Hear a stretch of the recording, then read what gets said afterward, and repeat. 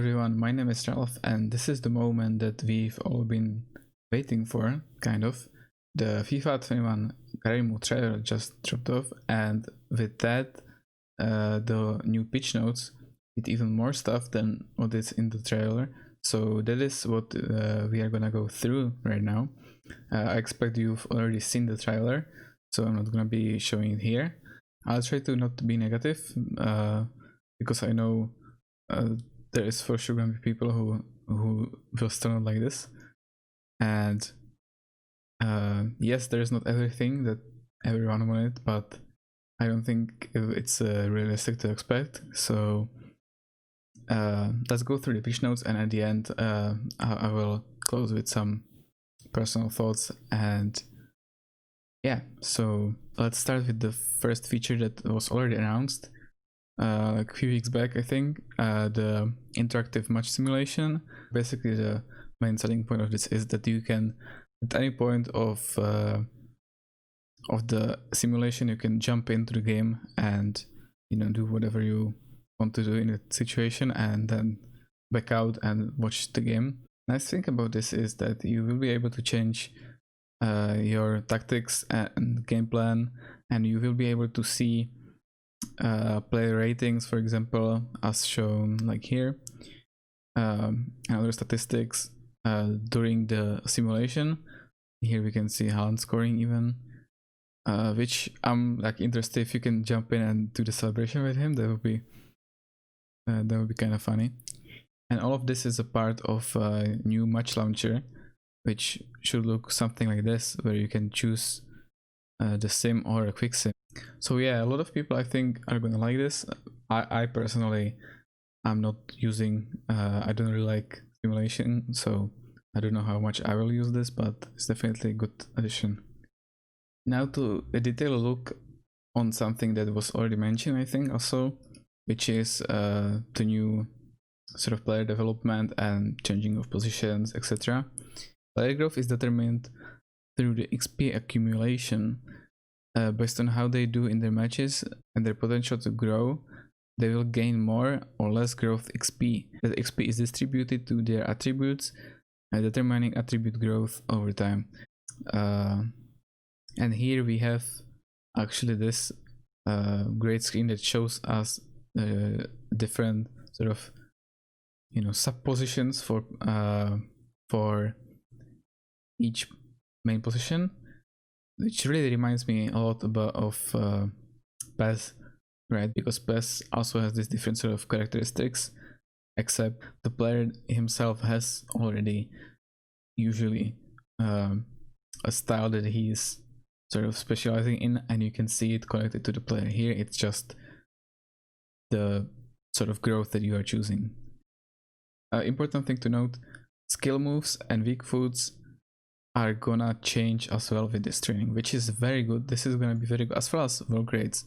This is gonna be very good for youth players and like people who play a lot with youth, because of course you can get easily someone with bad world grades. This way you can actually train world grades, which means that your high potential player now, who is a winger or striker, can actually develop skill moves over time.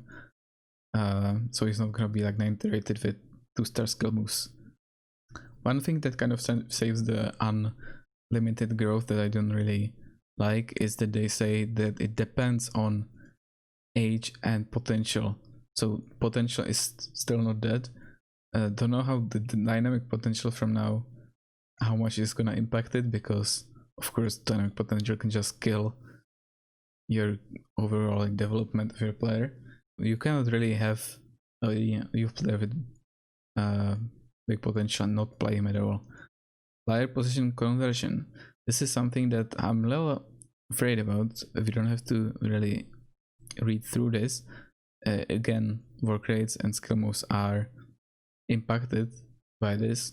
What I'm a little afraid about is the ETA on changing position. You can see that changing trend to center back would take about 160 weeks. So that is like 3 years.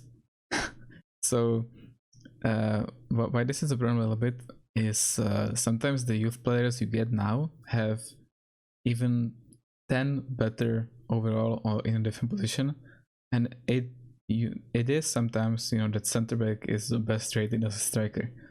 I wonder how much it's gonna take from center back to become a striker, because previously, of course, you couldn't do it at all. But if you had cheat engine, you could have done it in a second, and it wouldn't cost you any time. So I think in cases like that, cheat engine would probably still be useful, because you don't want to wait 160 weeks to, you know, change your player. Now to what I would say is probably the biggest feature, for me personally at least, and that is training, overall training in FIFA 21. So there is a new way to train players in FIFA 21, and that is different training drills that multiple players can be assigned for, as you can see here. And on top of that, you can actually assign different training days in your calendar, and several of them in a week, which is a big change from, you know, the once every 7 weeks training that you could do for 5 players. You can also change the whole team sheet of the training to, let's say, train only reserve players for the day. And that will, of course, impact match sharpness, which is a new stat also in FIFA 21. So here we can see so different types of training, something like in, you know, normal training you had in FIFA from main menu. And there we can see the different drills. And here you can see the match sharpness and the change the match sharpness can do, and fitness that is gonna drain from players. And depending on how intensive the drill is, it's gonna drain levels of fitness, which this can really screw up with your you know, fitness levels of players, especially if you play like championship and lower. So if there's gonna be some sort of, you know, do you wanna risk your fitness going out and you getting a low grade and not actually getting much from it? Before, the trainings didn't impact fitness, so now it's gonna be much more of like, you know, give or take, which I personally like, but it's probably not gonna be balanced. I can imagine, as everything FIFA, something with a lot of numbers like this is not gonna be balanced probably at the start. Okay, and to player sharpness itself, not only you sort of split amount of sharpness among the players in the drill, so, you know, less players means more sharpness for less people, but also the sharpness will impact your overall morale. Used to do that in FIFA 20, right? 50 is average, 100 is max, 0 to 50 means below average sharpness, and attributes will be reduced. If it's only 4 you know, stats that can be improved, that's fine in my opinion, but I think it's probably gonna be more than that, because you can see that this Mbappe is getting some physical plus points right here, some pace points, unless it's actually sharpness and morale both boosting stats, which can be huge. What I fear about a little bit is this, the player feedback system, which now not only includes morale as it used to be and sharpness, which I think it's fine. He can probably ask for, you know, more trainings or something to get more sharper before a game, but also playing in his preferred position. So while you are changing a position of a player in training over weeks, and already playing him there like you could now, technically nothing was stopping you, he can complain and he can get unhappy about it probably, which I'm not sure if I like, honestly. And team schedule planning, this is connected to the training. So like I said, you can schedule several training sessions throughout the week, ranging from, you know, training, some recovery and rest days. And you can not only micromanage it within your week, like you can see here, you can select whatever plan you want. If you want, you know, only rest days, some trainings, trainings every day, etc. Which is amazing. By the way, this is a feature, of course, from previous FIFAs, but again, they have a different spin on it. Something I, appreciate a little bit, that at least when they're putting stuff back, they enhance it a little bit. And of course, if you don't want to micromanage, you can just select your plans for the upcoming weeks, and it's just gonna auto schedule your stuff. And here you can see that the leagues are gonna be starting as if COVID wasn't a thing. So there's a Spanish league starting in August, which is great. I was kind of afraid that they would actually want to be so realistic that they start the leagues in September or something, mid-September. Also, it looks like this is what the menu is gonna look like, sort of. Of course, they didn't show the top menu yet, and they didn't show the uncustomized menu from one of the big leagues, right? This is Premier League, so it's hard to say exactly, but I'm honestly hoping that it's gonna be some sort of menu like this that you have where you have the calendar on the bottom, so there's at least some difference in the menus, because we already had the same menus for like 6 years now. And now to the final chapter, where there is a lot of small improvements. Of course, more transfer options, so a loan to buy is gonna be a thing.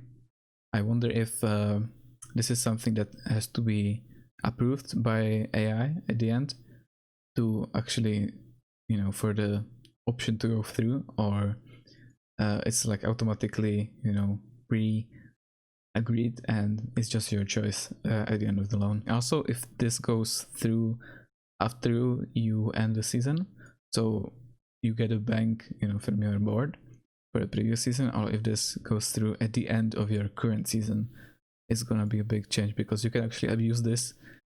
The AI will now make the players' proposals with players on their own.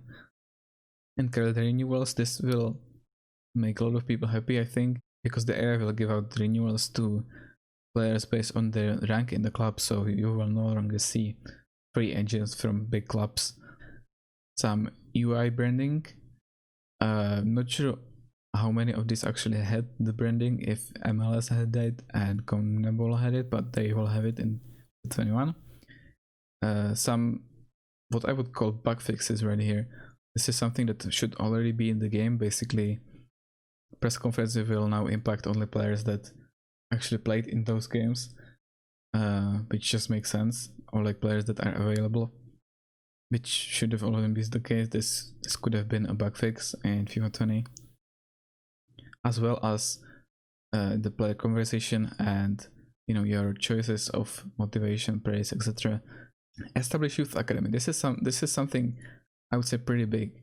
So when you enter a club, you will already have a youth team set up in your club with a scout, so you don't have to spend money for a new scout if you're playing with a very small club. Here they say that it is based on the importance of the youth rating. So the number varies, but I can imagine that the rating of the scout as well. And there is also a chance that one of those players are gonna be one of the world's best. Don't know if I like this, because they don't say what's the chance, so I don't want to just like automatically get really good players wherever I go. Of course, home goal return is something that has been already mentioned as a pre-order bonus. Financial takeover, now you can choose how much money you want to get. This is pretty good, especially for small carimos, that if you want to give yourself a little boost. Negotiation strictness, this is gonna be a new meta of like FIFA videos. Someone is gonna be doing super realistic breakthrough, and it's gonna have to use this strict negotiation. I think this is amazing, but of course there is a loose version, but the only part that I don't like is the players won't be interested to move to a lower ranked league. This of course makes sense, but especially for the big players. But for players that are like, not even playing in the A team, let's say, or other youth players that are not playing at all and they're just young, if they are also not gonna want to move no matter what, just because it's lower league, that can be pretty, you know, stifling. Player retirement should be closer to age 40, which is great. Again, we will see how this is actually gonna work, because they also have to not decline as much, or it's just gonna be, you know, 40-year-old Agueros running around with 70 overall. Some board objectives are changed and new, and there are some new milestones. Amount of wins in a season, winning streak at home, unbeaten streak of games, etc. This I think will be pretty fun. Hopefully you can get sucked for this, because it will be done. And few more details on the negotiations. So these are all the variables that impact the player decision. What I would, you know, they all pretty much make sense, so there is not really something to compare more. This should have been already in the game as well. But what I would point out is that perhaps it's not gonna mean that much that, you know, players don't want to move into a lower division, as long as they're getting better role, which makes complete sense and should be the key, really, reason, you know, to move somewhere. So I think this is pretty good. But one thing that's kind of sketchy is that you should be using the right formation when buying a player, which of course probably can be bypassed by just changing your formation right before signing him. Again, expect this to not be balanced probably, because whenever FIFA has a score or a number or calculation, a lot of the times it's not balanced. Some broadcast improvements, some anthems for teams, etc, etc. If you are a fan of these teams, are gonna play with them, good for you. There's the broadcast stories that are pretty interesting, that the broadcasters are gonna be mentioning. Manager of the month, winners. This will actually exist now. Wow, I've never seen this award, honestly, in the past few years of FIFA. Debut of a high-profile youth player. This is pretty nice, and ties probably to the homegrown talent. Milestones for matches played and manager and matches won as a manager. So this will reward players or like managers that will stick to clubs probably. So like expect your, you know, 100th win when a club being announced. Just pretty cool, honestly. I'm looking forward to how many lines are there about these milestones. And that's it for FIFA 21. So I've seen, you know, immediately after the trailer went out, I've seen a lot of mixed feelings, but honestly, I think there's lots of new stuff. Of course, people were expecting like create a club or like custom kits, custom stadiums.